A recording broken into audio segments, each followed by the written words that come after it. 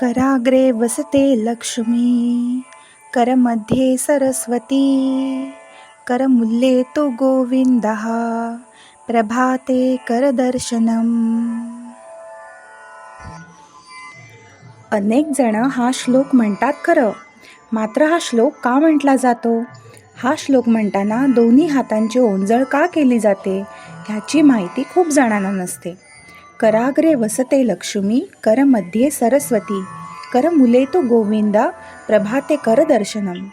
कराग्रे वसते लक्ष्मी म्हणजेच हाताच्या पुढच्या बाजूस लक्ष्मी विराजमान झाली आहे.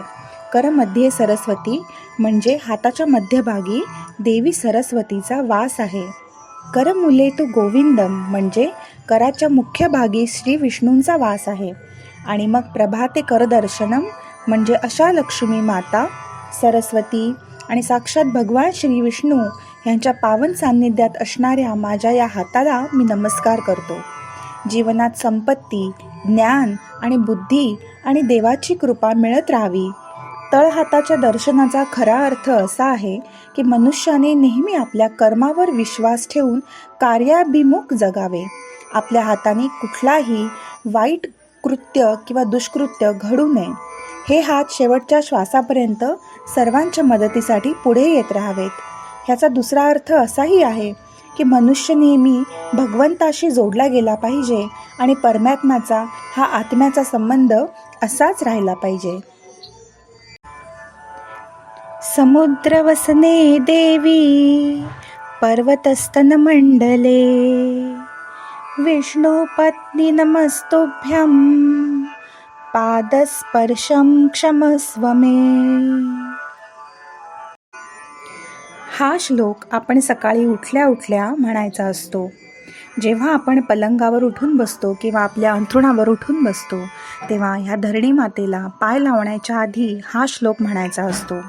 ह्या श्लोकाचा अर्थ असा आहे की हे पृथ्वी माते, समुद्राला वस्त्रे आणि पर्वतांना छाती मानणारी श्री विष्णूची पत्नी असलेली देवी, मी तुला नमस्कार करतो आणि तुला आमच्या पायांनी स्पर्श केल्याबद्दल आम्हाला क्षमा कर. अशा या धरणी मातेची, जिने समुद्र वसने लिहिलेली आहेत, अशा या धरणी मातेची आपण पाय लावायच्या आधी क्षमा मागायची आणि आपल्या दिनचर्येला सुरुवात करायची. वक्रतुंड महाकाय, सूर्यकोटी समप्रभ, निर्विघ्नं कुरु मे देव, सर्वकार्येषु सर्वदा.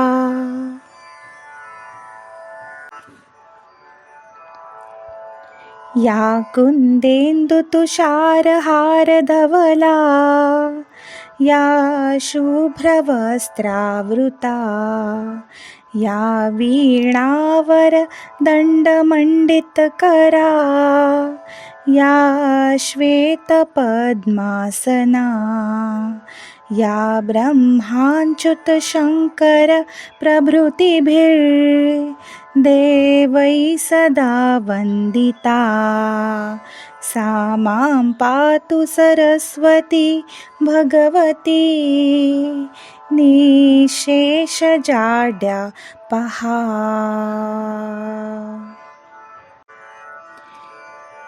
शांताकारं भुजगशयनं पद्मनाभं सुरेशं, विश्वाधारं गगनसदृशं मेघवर्णं शुभांगमं, लक्ष्मीकान्तं कमलनयनं योगिभ्यार्तनगम्यं, वन्दे विष्णुं भवभयहरं सर्वलोकैकनाथनं. माता रामो मत्पिता रामचन्द्रः, स्वामी रामो मत्सखा रामचन्द्रः, सर्वस्वं मे रामचन्द्रो दयालुर्, नान्यं जाने नैव जाने न जाने. मूकं करोति वाचालं, पङ्गुलङ्घयते गिरिं, यत्कृपातमहं वन्दे परमानन्दमाधवम्. गुरुर्ब्रह्मा गुरुर्विष्णू, गुरुर्देवो महेश्वरा, गुरु साक्षात् परब्रह्म तस्मै श्री गुरवे नमः.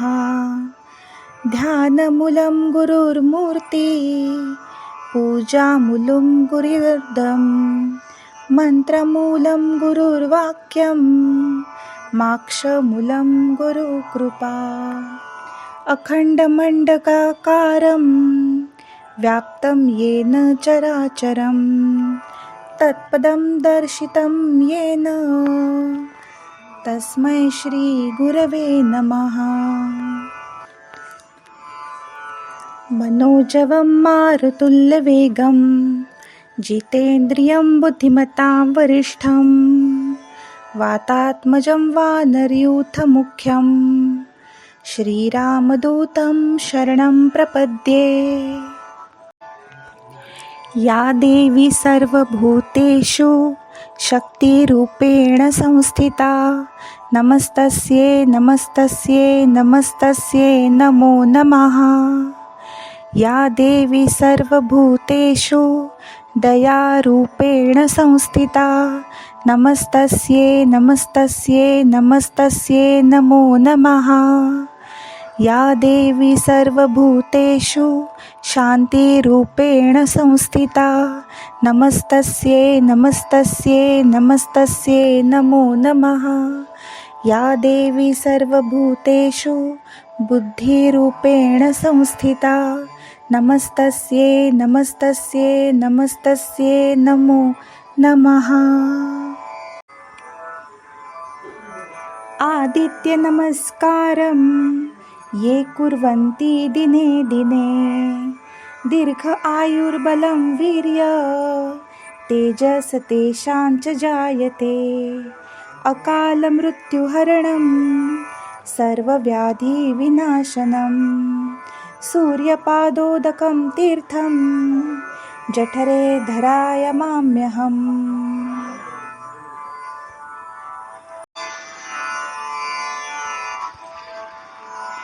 ॐ मित्राय नमः. ॐ रवये नमः. ॐ सूर्याय नमः. ॐ भानवे नमः. ॐ खगाय नमः. ॐ पुष्णे नमः. ॐ हिरण्यगर्भाय नमः. ॐ मरीचये नमः. ॐ आदित्याय नमः. ॐ सवित्रे नमः. ॐ अर्काय नमः. ॐ भास्कराय नमः.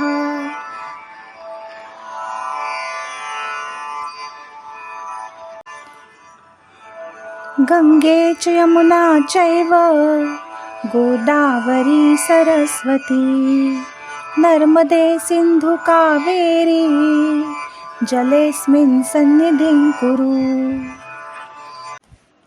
हा श्लोक नेहमी आंघोळ करताना म्हणावा.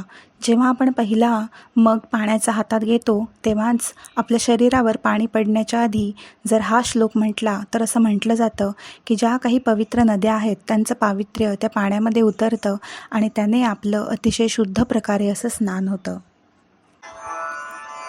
सर्वमंगलमांगल्ये शिवे सर्वार्थसाधिके शरण्ये त्र्यंबके गौरी नारायणी नमोस्तुते. ॐ भूर्भुवस्वः तस्य वितुर्वरेण्यं भर्गो देवस्य धीमहि धियो यो न प्रचोदयात्. ॐ त्र्यंबकं यजामहे सुगन्धिं पुष्टिवर्धनम् उर्वारुकमवीव बन्धनान् मृत्योर्मुक्षीय मामृतात्. नमस्तस्यै नमस्तस्यै नमस्तस्यै नमो नमः. अनायासेन मरणं विना दैन्येन जीवनं देहान्ते तव सान्निध्यं देहि मे परमेश्वर. हा श्लोक नेहमी जेव्हा आपण देवाला वंदन करतो तेव्हा श्लोक हा म्हणायचा असतो. आणि हा श्लोक म्हणजेच देवाला एक विनंती आहे. आणि ती विनंती अशी आहे की हे परमेश्वरा, मला हे वरदान दे की माझा मृत्यू इतरांना कष्ट न देणारा, म्हणजेच चालत्या फिरत्या स्थितीत व्हावा. माझं जीवन दयनीय नसावं आणि मृत्यूनंतर मला तुझ्या नेहमी सान्निध्यात ठेव, तुझ्या जवळ ठेव. असा हा सुंदर श्लोक आहे.